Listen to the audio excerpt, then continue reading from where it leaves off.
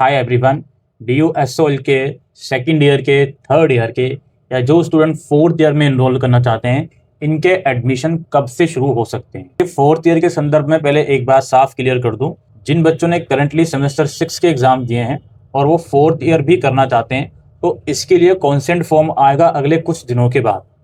तो वो consent form में आपको ये बताना पड़ेगा कि हाँ जी मैं फोर्थ ईयर करना चाहता हूँ। उसके बाद ही जब फोर्थ ईयर के एडमिशन पोर्टल खुलेंगे तो आप एडमिशन फोर्थ ईयर में कर पाओगे।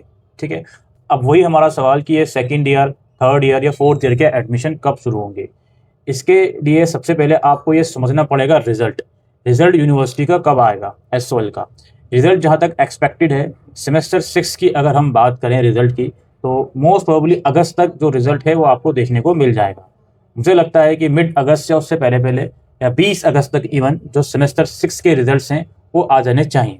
उसके बाद ही अगर आप फोर्थ ईयर करना चाहते हो तो जाहिर सी बात है उसके बाद ही एडमिशन ले पाओगे।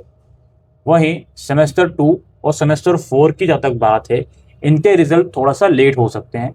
सितंबर में इनके रिजल्ट उम्मीद है मिड सितंबर या उसके बाद ही जो इनके रिजल्ट्स हैं वो आ सकते हैं। तो सेकेंड ईयर और थर्ड ईयर में जो एडमिशन है वो मिड सितंबर के या 20 सितंबर के बाद ही शुरू होंगे। अब जैसे कि मैंने कहा कि रिजल्ट सेमेस्टर 6 के मिड अगस्त या 20 अगस्त तक आ देंगे, सेमेस्टर 2 और 4 के मिड सितंबर या उसके बाद आ देंगे, तो एडमिशन ज़रूरी नहीं है रिजल्ट आने के इमीडिएट बाद स्टार्ट हो जाए। एडमिशन में टाइम भी लग सकता है। पिछले साल जहाँ तक हमें याद है कि रिजल्ट थोड़ा सा जल्दी आ गए थे, उसके बाद एडमिशन में स्लाइड डिले हुआ था। तो एडमिशन यू कैन एक्सपेक्ट अक्टूबर के मंथ में ही स्टार्ट होंगे, जिसमें आपको पूरी फीस देनी पड़ेगी अपने नेक्स्ट ईयर की। जितनी फीस आपने मान लीजिए सेकंड ईयर में करी है उतनी थर्ड ईयर में पे करनी पड़ेगी, या जितनी फीस आपने फर्स्ट ईयर में पे करी थी उतनी ही सेकंड ईयर में पे करनी पड़ेगी। सिमिलरली जितनी फीस आपने थर्ड ईयर में पे करी थी, अगर आप फोर्थ ईयर करना चाह रहे हो तो उसमें पे करनी पड़ेगी। तो अक्टूबर तक का एटलीस्ट आपको वेट करना पड़ेगा।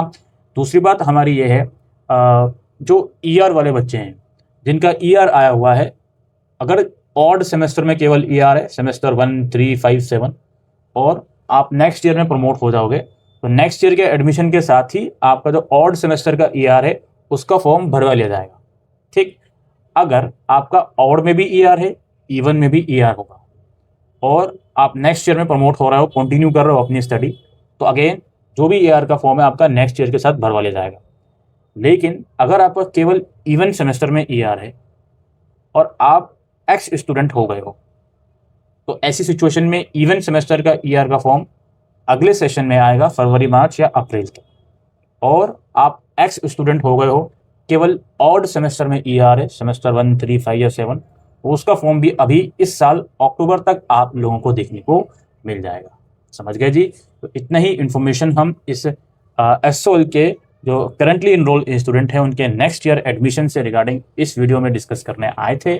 शुक्रिया।